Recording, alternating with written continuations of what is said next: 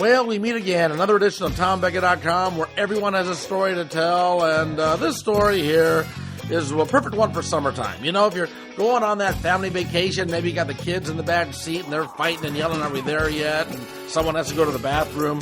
You know what I'm talking about, right? You're driving, and you stop, and you see historical markers and landmarks. Maybe landmines, too. I don't know where you're going on vacation. But yeah, you know, you see these historical markers and places of interest. And in the Midwest, we've got a lot of them, all involving the old Wild West pioneer days. You know, in the Midwest here, we had characters like Buffalo Bill Cody and Wild Bill Hickock and Annie Oakley, and all of them were all part of the great Midwest, and they left their mark. And not only did they leave their mark, but people like General Custer and the old pioneers of the forts that were in the Midwest back in the day. And well, Jeff Barnes documents all of this. He's the guy, and if you're going to be going on a road trip through the Midwest, you want to have one of his books in the car with you, because he documents all of the old historical forts and what their importance was to the development of this country. He documents some of the famous show people who came out of the Wild West back in the day, and some of the stories that, well, you know, just make life a little bit more interesting, knowing what went on back in the old days of the Wild West. And yeah, Jeff is an interesting guy, a man that has lived a couple of different lives and is really enjoying the one that he's living now. Hope you enjoy it. Jeff Barnes here on TomBecka.com.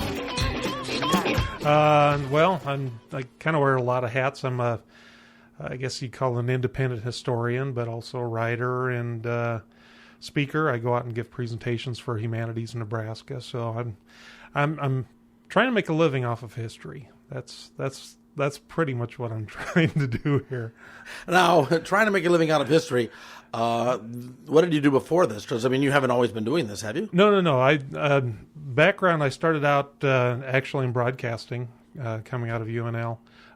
Started at KFRX in Lincoln. I was a radio DJ there, and from that, after a little bit of hitchhiking, came back and started at a daily newspaper down in Nebraska City, and then came to Omaha. Was editor of the Midlands Business Journal here in town, and from that went into politics a little bit, and then into advertising and marketing, and was once marketing director at the Durham Museum, but always had a love of history, and that's kind of how I ended up here. I always wrote for other people, but when the economic situations changed and I found myself on my own, I said, well, I'll go out and promote myself for a while and see how that pans out. Okay, so you started off by writing a book about like all the forts in Nebraska. Well, military forts on the northern plains. On the northern plains. Yeah. And these are like, do people even know about these things? They really don't. I didn't know about them when I started out. I thought I'd catch maybe about 25 of these places, but I ended up featuring 51 different sites. And, you know, I kind of limited it to if there's something physical there that showed, okay, this is where the fort was. You know, it could be a historical marker, or it could be the ruins of a building, or something like that. If there's something physical that you could say, okay, this is where Fort McPherson stood, or this is where Fort Abercrombie was, then it went into the book. And I kept finding more and more about these places. There was a couple in Council Bluffs that I had no idea existed. Now these forts were like military outposts. These are military posts with troops, cavalry, infantry, all that kind of stuff. And what were they there for? The purpose has changed over the years. I mean, in the early days, say like Fort Atkinson north of Omaha, that was built to promote trade with the Indians. And then as time went on, they would be built to kind of act as a buffer between Indian tribes, such as Fort Croghan over in Council Bluffs. That was kind of as a buffer between the Sioux and the Potawatomi Indians. So that's what that was there for. In future years, they went on to protect the trails and then to protect the railroad construction as it came through. And then it was kind of went into protect the settlers. And then finally, I mean, Fort Crook here in Omaha, which is today's Offutt, that was... I call that kind of a political fort. It was built for political reasons because there's so much business to be done with the military. And Omaha business had it pretty good when Fort Omaha was open. And then when Fort Crook came it came time to close Fort Omaha. They said, well, we still want to have a fort here. So Fort Crook was built in 1894 as an Indian Wars fort, but the Indian Wars were long done by that time. It's just too much good business to be done with the military. Okay, so these forts that were here, they were basically to fight the Indians, right? Sometimes they're built to protect the Indians. Such as Fort Hartsuff in the middle of the state, that was built to protect the settlers, but also the Pawnee Reservation, which was nearby at that time. The Sioux were still in the Sandhills, and Sioux and the Pawnee hated each other, so it was kind of to keep the both of them apart. So they were here for various reasons. So on one hand, they were there to take over the land from the Indians. On the other hand, they were there to protect the Indians' land. So and sometimes to preserve the land. Fort Niobrara up on the Niobrara River outside of Valentine, that was to keep the white encroachment off of the Sioux Reservation and the Dakota Territory, as much as it was to keep the Indians from coming into Nebraska. Why do you have this? I mean, first of all, why do you have this love of this sort of thing? I mean, this seems to be a rather obscure hobby to be looking at old army forts in the Midwest. It is kind of nutty, and kind of nutty how it got started. But I've always had an interest in history of the plains. I'm the descendant of a Civil War soldier, and so I visited all the battlefields he had fought at, and then when I ran out of Civil War battlefields, I started looking at what happened in my own backyard. A lot of those Civil War commanders came out here, and so I thought, well, I'll start taking those in. So I was just kind of started visiting the state parks and the national parks, the battlefields and the forts, and just started putting together a checklist. And it's kind of like peanuts in a bowl. You just keep going until they're gone. And I went to see the Fort Sidney Museum, which was part of the original fort that was there. And every time we went there, the place was closed. It'd be the middle of the week, the middle of the day, and it's still closed. They're only open for 2 hours in the morning and 2 hours in the afternoon. And I said, I wish there was a book that told you when these places were open and how to get there and what you'd see if it's worth the trip. And got home and said, no, there's no book like that. And, I've always threatened to write a book, so I'll just write a book and see what happens. And caught on. Forts of the Northern Plains came out in 2008. It's in its fourth printing now. So there's a lot of guys that. Who do you sell these books to? I mean, who cares about these? My publisher's out of Pennsylvania. They Stackpole Books. They send them everywhere. So I mean, you can get it at Amazon. You can get it at Barnes and Noble. You can get it, like Scottsbluff National Monument, local bookstores, gift shops. I mean, they go out everywhere. I've got orders from Spain. I do have a small thing myself, but for the most part, they're distributed through, the regular distributors and dealers. I guess the question is more like, who wants these? Who buys these? Who likes these? There's a lot of people that still love their American history, Nebraska history, Great Plains history. One of the things I do with Humanities Nebraska, I write these books and then I go out and talk about the subjects that I covered. And so, being a Humanities Nebraska presenter, they come to see my talks at libraries and museums and other places. And I tell them, give them about 45-minute talk about the forts of Nebraska, and then a lot of times they want to buy a book afterwards, and so I've got that to sell them. And I also do maps. Take these historic maps, from like the 1860s, and I kind of update them, put the locations of the forts and the battlefields, and just kind of have a historical overlay. And people buy those as well. So I get into other areas. Okay, now are these people? Is there a really strong? Because I find it fascinating. Sometimes to find that there are people out there, these subcultures of people that just love things.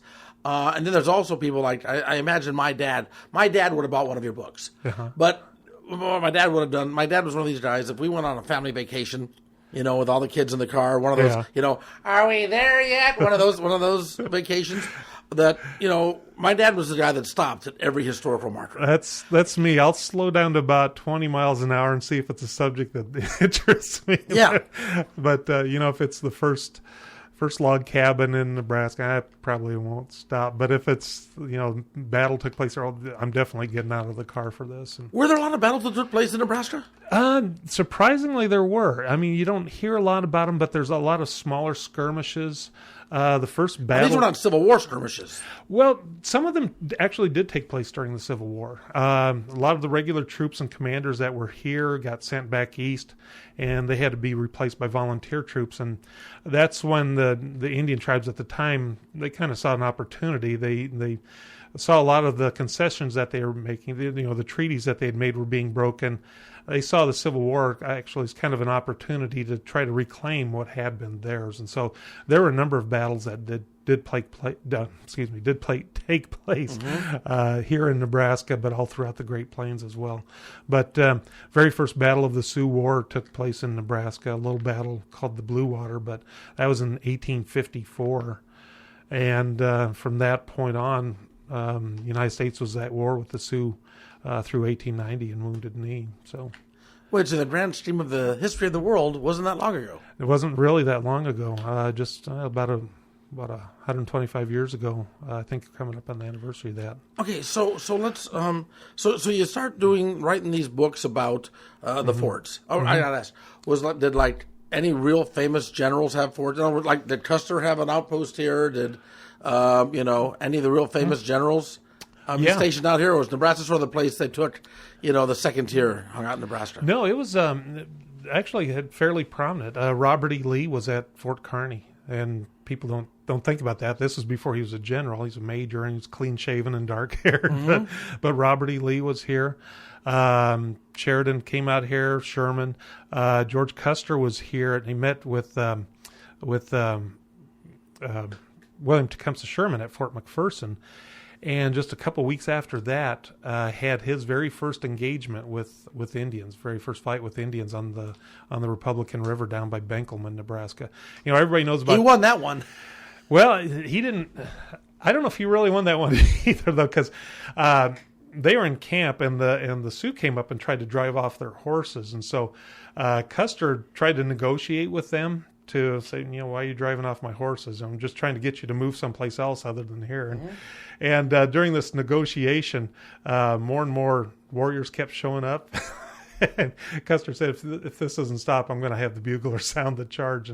And so the negotiations pretty much broke up after that point. But, everybody knows about Custer's last stand. But if you have a last stand, you have to have a first stand. And Custer's first stand was in Nebraska. It was actually 9 years and 1 day before his last stand, which is kind of cool. It's all these little ironic things from history, and they just show up in these things. What was it about these forts and that how important were they to the grand history of America? We know what happened with putting the Indians on the reservation. We know how the West was won, but you don't think about Nebraska necessarily being on the front lines of how the West was won. Was it? No, you don't think about that. But actually, I tell people during my talks, Fort Kearney is probably one of the 10 most important forts in American history because. From when it opened up in 1848, people were starting to make the migration out west. The Mormons coming through, people headed to Oregon, people headed to California. If Fort Kearney had not been where it was located, there's a good chance the settlement of the West would not have taken place. We were still kind of jockeying with England or United Kingdom for the West Coast. Russia still had Alaska, and they were still kind of exploring the West. If Fort Kearney not being there to make the repairs for the wagons, to resupply the wagons, to offer the medical attention, when people broke a leg or cholera or whatever was happening, if it had not been there, a lot of people would have just given up the ghost or died. Positioned where it was provided the sustenance for the people to keep on going, to keep moving on. So if the fort had not been there, the settlement of the West would have taken much, much longer time to happen. You needed to have those forts there to offer the communication, the guidance, the protection, the resupply to make the settlement of the West happen. So now you do the fort thing, and that's selling some crappies, and people are buying the butch. You're selling them at gift shops and all that along the way, and you got that out there doing some talks. What's the next book? What's the next step? Well, it was going to be, since I had Forts of the Northern Plains, I was going to do Forts of the Southern Plains just to finish the set. Originally, I was going to have a book called Forts and Battlefields of the Great Plains, and I found out the Great Plains is huge. You can't cover it all. So I was going to divide it up like that. And was down in Texas doing a research for that book and attending an Indian Wars conference, and Robert Utley was there. And if you watch the History Channel, you'll see Robert Utley because he's a former chief historian for the National Park Service. He's written, I don't know how many books, edited how many books about the Indian Wars. But he said one thing about his keynote speech was that if you want success as a writer, write books about people who people know. He had given the example of a book he had written about the Johnson County Wars Lincoln County Wars of New Mexico. Thought it was going to be a big seller. Didn't go. And his publisher said, well, let's go on to the next one. He says, well, wait a minute. I think I can rework this a little bit and do something else. And he changed it to, the title was Billy the Kid, A Short and Violent Life. And that was a bestseller. So I started thinking about that. And I said, I visited a lot of these forts, a lot of these battlefields. I'm not going to be able to get down to Kansas, Oklahoma, and Texas to do these talks like I can in Nebraska. What if I make this a travel guide instead about the forts, but make it a travel guide about George Custer? And, cover his battles on the Great Plains, the forts that he visited, the other sites that he was at. No one had ever done a travel guide to George Custer before. There's I don't know how many thousands of books there are about Custer, but I said, this will be my angle. People want to walk in the footsteps. Here's where you go to do all that. And so I changed the focus of the book from the forts to George Custer, and that went pretty well. That's in its second printing now. That came out in 2012, and didn't sell as well as the forts book, but I kind of blame a lot of that on two things. There's half the people.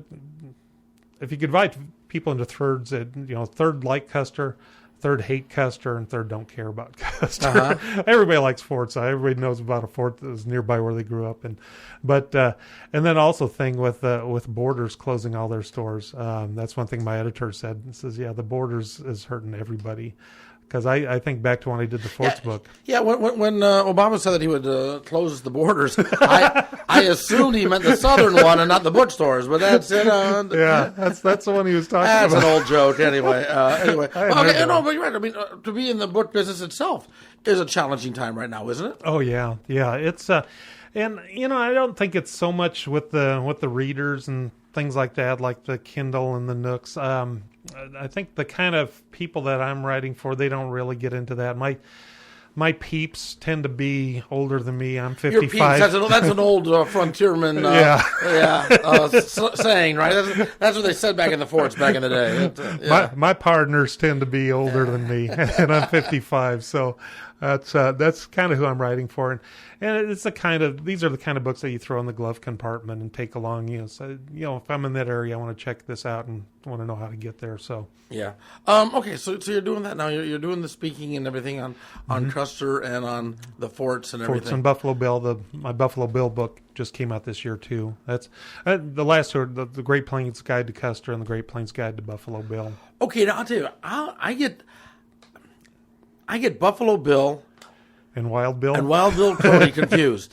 Yep. All right, I mean, because they're two different guys, right? They're Buffalo two different Bill, guys, and they actually were friends with each other. They both worked on the shipping trails coming through Nebraska. So Buffalo Bill Cody was a few years younger than Wild Bill Hickock, but according to the Buffalo Bill legend, they were buddies growing up, and they both scouted together in Kansas, and they actually both performed together. When Buffalo Bill started his first stage production, he talked Wild Bill Hickock into joining him, and that didn't work out. Wild Bill was he thought what they were doing was goofy to begin with, and he'd always break out of character and say, get those lights on me, and then they put the lights onto him, and they're too damn bright, get them off me, and he'd get into fights with the audience members and the cast members, and then when he got in a fight with Buffalo Bill, and that's when he pretty much left the show. Okay, so Buffalo Bill and Wild Bill are both basically doing the same thing, these Wild West shows where they would travel around and they would, have gunfights. Yeah. Well, Buffalo Bill is much more successful at it than Wild Bill was. Wild Bill, he did things like he was like the marshal for the town of Hayes, and he was kind of a gunslinger of sorts, and did some scouting. But his career ended in '76, and Buffalo Bill's went on to 1916. So, and where does Annie Oakley fit into all of this? She fits into that with Buffalo Bill's Wild West, and of course she was the sharpshooting little Missy, and she was America's sweetheart. I mean, people showed up to see her as much as for Buffalo Bill. She was probably more popular than Buffalo Bill. But she was a staple of his show I think he performed for about 35 years altogether, and she was around for at least 30 years of it. But how do they build that reputation, that legend? I mean, nowadays, you think about Twitter and Facebook and satellite TV and everything out there. So, the PR firm and that, you think, okay, this is how somebody, gets known. I mean, it's easier. You don't have to ever go see Miley Cyrus to know who Miley Cyrus is, right? Yeah. But how did a Buffalo Bill get that reputation and that star power when there was not that type of communication? No, there wasn't. In fact, Buffalo Bill was probably the world's first superstar. I mean, at the end of the century, you could show his name, show a photograph, mention his name anywhere in America and Europe, and people would know who you were talking about. They'd recognize him.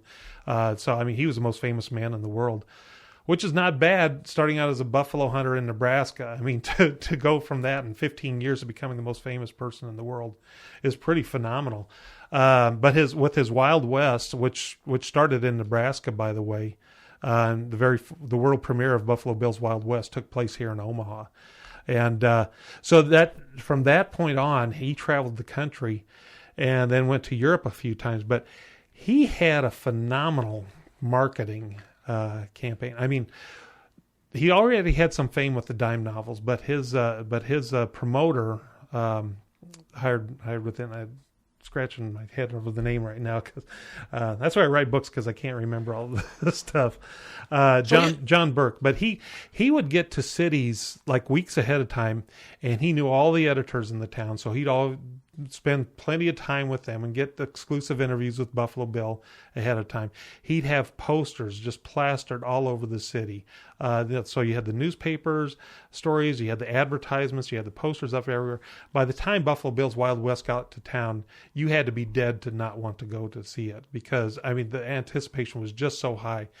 And then Buffalo Bill was becoming a larger-than-life character as well. This John Burke was creating stories about Buffalo Bill that just enlarged Bill even bigger than he was. I mean, there's all kinds of stories about him that have never been proved out, some of which were probably not true. But like what? Well, for example, like whether he rode for the Pony Express. That was always part of the Buffalo Bill story. And as it turns out, with the timing of where he was and where the Pony Express was taking place, I mean, the legend had it down that he was riding the Pony Express. Actually, it was like a year before the Pony Express started. Uh-huh. So the truth was, he did ride a pony for the company that created the Pony Express, but it was not on the Pony Express route, and it was a few years before then. So, but still, he became part of the Pony Express legend. And we wouldn't even talk about the Express today if it hadn't been for him, because that was a failed business venture. It never made money. It was done within a year and a half. Would have been forgotten to the sands of time or whatever. But Bill introduced that in his Wild West show. I mean, the Pony Express was running every night. And that became part of the American folklore and legend with the Pony Express, and he kept it alive. I mean, he brought it back from the dead, actually. And it's why we still talk about it today. I mean, the Pony Express right now is rerunning the route from Sacramento to St. Joe. Again, they do this every year. And they wouldn't have done it without Buffalo Bill keeping it alive. Buffalo Bill, when he was out doing his performances, first of all, how did he become a performer? Did he always want to be a performer? Was he always show business always in his blood, and he just hunted buffaloes for a while? Or how did he end up becoming that guy that was out on the plains of Nebraska shooting buffalo, and then end up performing for queens and kings? Well, as the story goes, what had happened, there was this writer of dime novels called Ned Buntline, and he was passing through giving temperance speeches, but also looking for material for these dime novels that he wrote. And he wanted to interview Wild Bill Hickock. And when he met up with Hickock and said, I want to write some dime novels about you, he said, I don't have time for that malarkey. Just wait. Go talk to Bill Cody over there. He'll give you some stories. And so from the ride from O'Fallon's Bluff in Nebraska on to Fort McPherson, he spent time with Buffalo Bill and just talked about his adventures on the plains, and went back to New York and wrote these dime novels and added a little more color to it. And so by the time these got published, and these are like National Enquirer, I mean, people just snapped up these dime novels. They were cheap, easy entertainment. Right. And so Buffalo Bill was a legend before he even knew he was a legend. People knew his name, but they didn't really know anything about him. So by the time he had made his first trip to New York, he attended one of these plays. There was actually a play about him and the character on stage playing himself. And when they found out Buffalo Bill is in the house, they turned up the lights and, ladies and gentlemen, Buffalo Bill Cody, and just thunderous applause. And this Ned Buntline, who had written that first dime novel, said, I can make some money on this. And so he hired Buffalo Bill to portray himself on stage. Got another scout named Texas Jack Omohundro. Hired a few more people, and even Buntline even put a wig on himself and pretended he was a scout and wrote this play called Scouts of the Plains, and went out and gave performances around the country, made a lot of money. But the thing was, Bill and Texas Jack, they weren't committing their lines to memory. They didn't have time for that. They didn't bother with that. So they were just making up stuff on the stage and actually telling their own life stories. And the people loved it because they knew that, hey, these guys aren't actors. They don't know their lines, but they're telling us these great stories. Now, okay, so the Buffalo Bill Wild West show, did it play in places like Nebraska or Texas? Or did it only play like, in New York City and Washington, D.C. and Baltimore, where they love this exotic, far-out place? But if I was, if I was working in, if I was in Deadwood, South Dakota, Buffalo Bill coming out and telling me stories that I was living on my own, might not be that big of a deal, right? Yeah. Well, he started the Buffalo Bill's Wild West actually came about when he was in North Platte, and the city wasn't planning anything for the 4th of July. And he says, well, we got to do something for the 4th of July. And he was still doing these stage presentations. So he said, how about if we get these cowboys that I know, they do their calf roping, they do their bronc riding and steer wrestling and everything like that. What if I round up some of those? And then some guy said, well, I've got some Buffalo Bill. If you use blanks, how about if you run them around the ring and show them how you used to hunt buffalo? And so I would do that.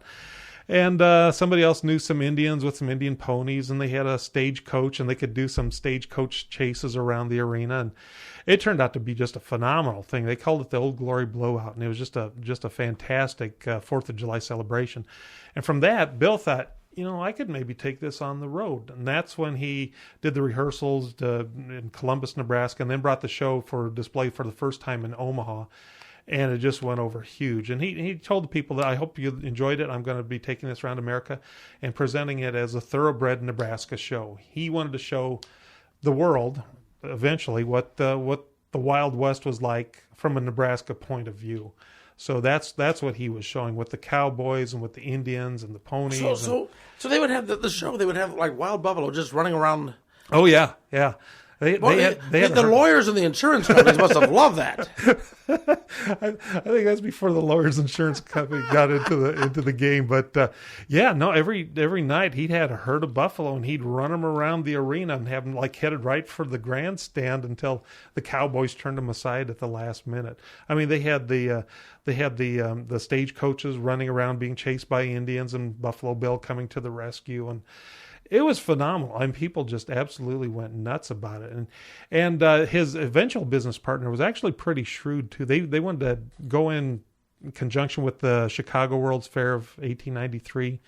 But the World's Fair people there said, we're going to make our own money. We don't need your help. And so I said, that's fine.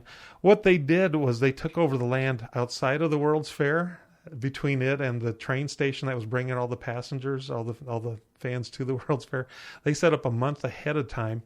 So people get off the train, they pay their admission, go to Buffalo Bill's Wild West, spend the day there, and think they had been to the World's Fair and went home. So Bill and his partner, they made about, in the 6 months that they were there for that, they made about $1 million, which is in 1893 dollars, today's dollars. That was about $30 million that they made just from that location. But originally, they did set up camp outside of large cities and would draw people in for about 3 weeks, a month or whatever, and then go on to the next major city. As time went by and there got to be more and more of these kind of shows like that with the traveling circuses and that sort of thing, Bill started going to the smaller towns, and that's when he started paying visits to all of the places in Nebraska. I think there are about 16 towns altogether that Buffalo Bill's Wild West performed. Here in Omaha, he had done at least 13 performances with that. There is a count out there, and you can go online, go to buffalobill.org, and you can see if Buffalo Bill was in your town. It'll give the location of all the states, towns, countries that he performed, the dates. And hearing about this, and you're talking about the Nebraska history. with the forts and the battles and Buffalo Bill and everything about it. Yet, I've lived in Nebraska most of my life, and I don't even really think about that. That's because you're in Omaha.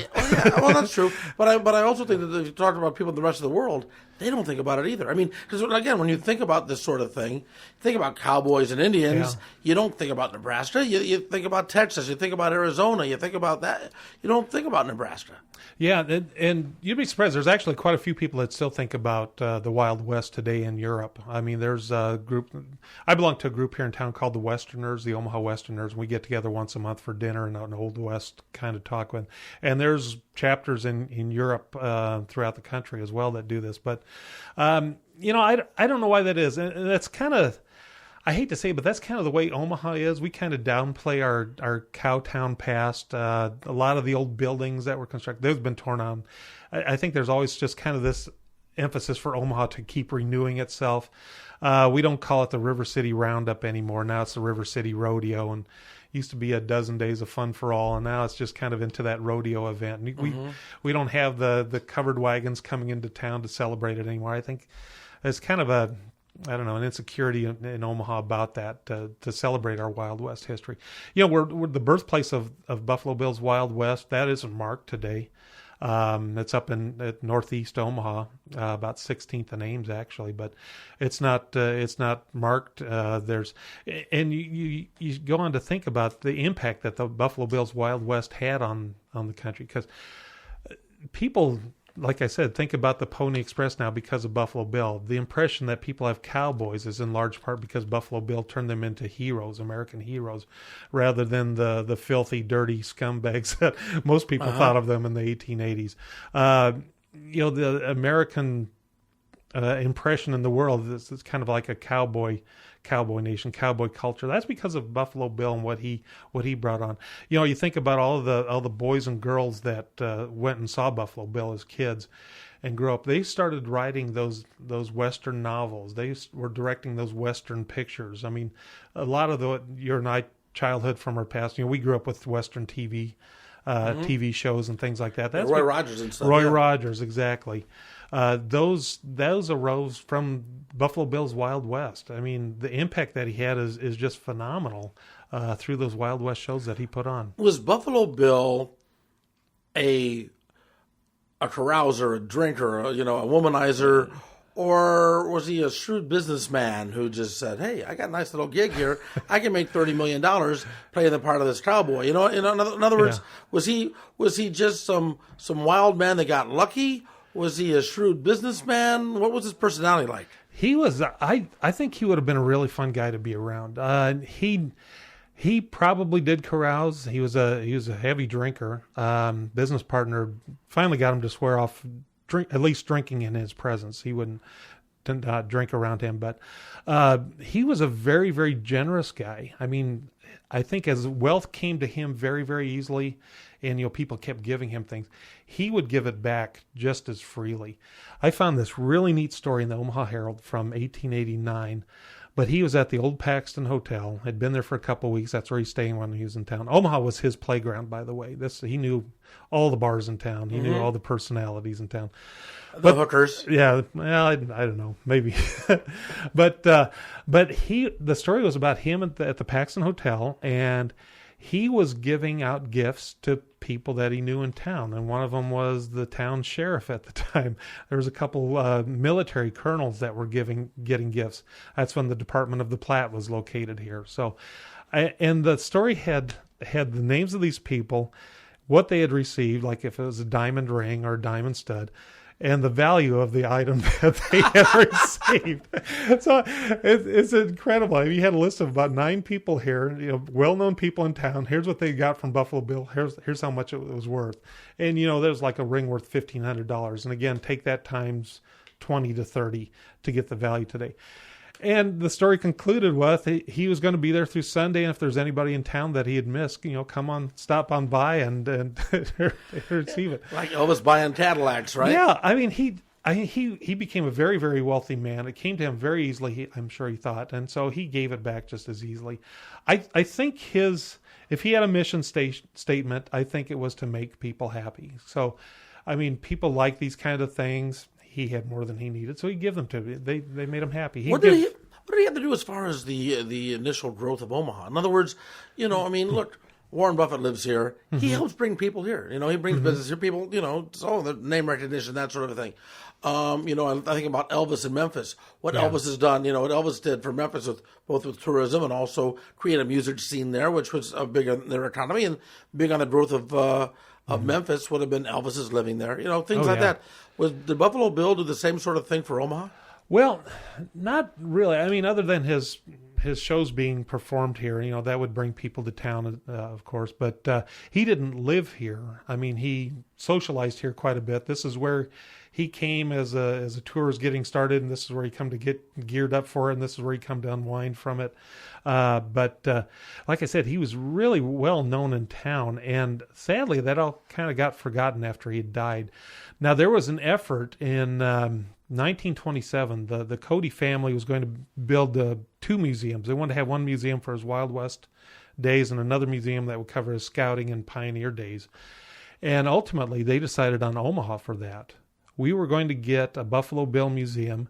It was going to be built at Elmwood Park, right on Dodge Street there where the walkover on Dodge Street is, where those stone donuts are today. That was going to be the site of the Cody Memorial Museum. Elmwood Park was going to be renamed as Cody Park. This was right on the edge of town there, too. So it was going to be a major tourist attraction for the city. And then it all fell apart. I mean, the city had already decided, they had already made up their mind, we're going to do all of this. And then they got to talking about the artifacts that they're going to display. What the Cody family wanted to do was to have those artifacts in Omaha during the fall and winter months and have them back to Cody, Wyoming in the spring and summer. Well, of course, our tourist season's the same time as Cody, Wyoming's. That people are going to come here to see a museum in the spring and summer. Probably not so much in the winter time. And the city council said, well, if that's how we're going to do it, it'd make more sense for us just to buy our own artifacts, which of course they never did. And then the museum never came about. And of course, everything's in Cody, Wyoming now, and it is a major tourist attraction. There's actually 5 museums in one there. It takes 2 days to see the whole thing. People still care about Buffalo Bill. They still do. I mean, you see magazines like American Cowboy, they'll still put out a special issue of just relating to Buffalo Bill. I write for True West magazine. I just recently did a story with them on Buffalo Bill. They love anything relating to Buffalo Bill, relating to Custer. I mean, these are American legends. Buffalo Bill, I mean, if you think about, pull 5 people out of American history and heritage that you'd want to represent America. You probably have George Washington, probably have Abraham Lincoln, but you got to think Buffalo Bill would be in there too. Why? I think because, well, he was such a legendary character. He was such a colorful character. There's probably some alliteration going on there with Buffalo Bill. I mean, it's just Buffalo Bill and West. I mean, you immediately think of the West and the mountains and the plains and Buffalo and cowboys. I mean, he just encapsulates everything with that. It's the kind of thing that you think of for America. I mean, they still do that in the Olympics. So when we send the athletes out to march in the parade, they're oftentimes wearing cowboy hats. They still embrace the whole American West with that, and that was Buffalo Bill that really did that really brought it all around. Okay, so now you're just making a living, going around the country, lecturing on this, selling books, and talking about not only Buffalo Bill but also the forts and the history and Custer and all that, and the Oregon Trail and that kind of thing too. But I also do the freelancing. I do. Again, getting back to my trying to make a living off of history, I write, do freelance work for the Omaha World Herald. I do stories for sometimes on the Saturday paper on guys in their collector cars. I love the old cars, love the history and the color and design about that, and so that's kind of a fun thing to do too. But I also do freelance writing for magazines like True West and the kind of stuff that their readers like to get and anything else that will tie into history too. But I'll write about other things as well. It's nice. Huh? You're doing what you want. You're doing what you love. Yeah. I going back to my public relations days. I'm salary wise, I'm not making nearly what I would have back then. Mm-hmm. But I tell you, I've never been happier in my life for what I do professionally. I'm kind of doing what I wanted to do when I retired, and I just got a head start on it. And And we'll see how long it goes. But for now, I'm loving it. Well, you've been doing it for a number of years. Yeah, I started, I guess, in 2007. That's when I got laid off from the last PR job that I had, and it was about the same time that the first book came out. And I was doing some freelancing at the time, and that's what got me onto speaking. I said, you don't make money by writing books; you can only make money by selling books. And that's when I said, I got to get over this shyness of speaking before groups. And so I gave a performance before a friendly audience up at Fort Omaha. There's mostly family and friends there, kind of like a book rollout. But found out I really liked it. Got kind of the adrenaline rush from it. And somebody came up and asked, well, how much would you charge to come speak to my group? And I said, I never even thought about charging somebody.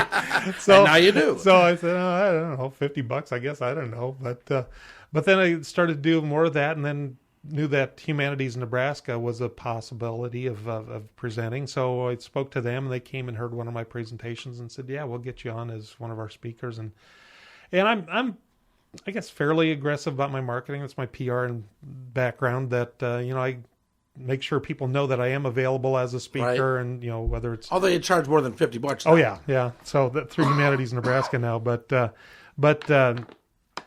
they took me on as a speaker, and I'm since gone on to become one of their top 5 most requested presenters, which nice. Is not bad. I was pretty happy. Nice. For that. So good. So it's like this your busy time now. The summertime, is this a busy time where people are on vacation? So you'll go out to some of these small towns and give the speeches to people on vacation. Yeah, it would be otherwise, but I actually find quite a bit going on in back to school time.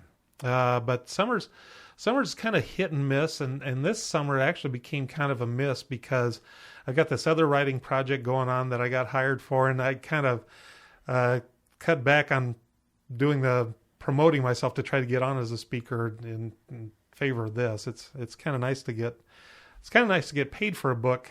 Know you're going to get paid for a book rather than write one and hope somebody that it sells. Well, it, yeah. Okay, if people want to buy your books on Amazon.com, give the name of the book and how they can find it. They can go to Amazon.com or BN.com. The books, 3 books are Forts of the Northern Plains, The Great Plains Guide to Custer, and The Great Plains Guide to Buffalo Bill. But you can also order it directly from me and get it signed, personalized, whatever, at northernforts.com. Northernforts.com. And that covers everything. It covers... you got a little bio about me there. You can hear some of the radio interviews I've had, and I'll add this one to that, podcast to that. You got my schedule, so if you want to hear me speak, it's got my calendar of upcoming appearances. And so I don't know if I've got what the next one to planned in Omaha, but I'm around the state quite a bit. But if you're in the area, yeah, stop on by, and I'd love to talk about this stuff. Like I've got like a 45-minute presentation. It's PowerPoint, so there's lots of images. I like to get things that people haven't seen before. I find out in writing books, there's a lot of images that get used over and over and over again, and I kind of made the specialty in the book on finding things that people hadn't seen before and telling stories that they hadn't heard before. So, what is the biggest misconception about that way of life, about that time in our history? The biggest misconception versus what the reality was? Oh, well, that's a good question. I don't know. That's a good question.